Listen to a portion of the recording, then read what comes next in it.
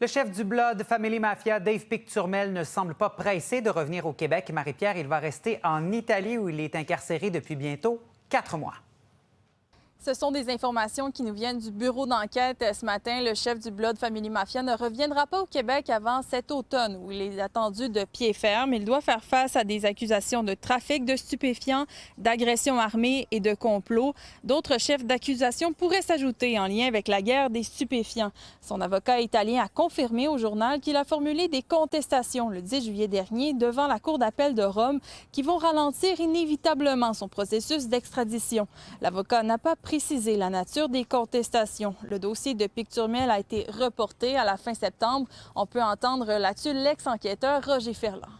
Plusieurs accusations là-bas qu'on voit apparaître tranquillement, c'est des accusations qui vont être de l'ordre peut-être de la fraude ou de l'usurpation d'identité, supposition de personnes, plusieurs infractions de ce type-là. Tandis qu'ici, il risque d'avoir meurtre et complot de meurtre et gangstérisme.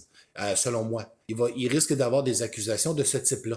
Alors, des peines qui vont être très lourdes ici au Canada qui vont être contre lui. Alors, non, je pense il peut essayer aussi de négocier certaines choses, certaines ententes d'ici là.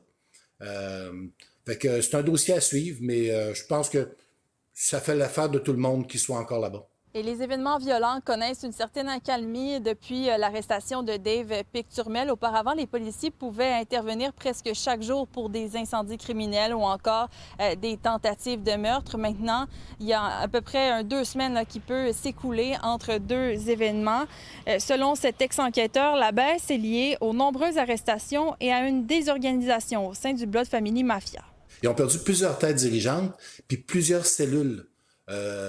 Il y en a du côté de Lévis, il y en a eu du côté de Portneuf, il y en a eu du côté de la Beauce. Alors, à toutes ces places-là, ça l'a déstabilisé un petit peu temporairement. Le travail policier a été très efficace, en fait, là. Monsieur Ferland estime que la saison estivale peut aussi contribuer à cette accalmie dans les événements violents, mais il croit qu'il faut que la police maintienne la pression.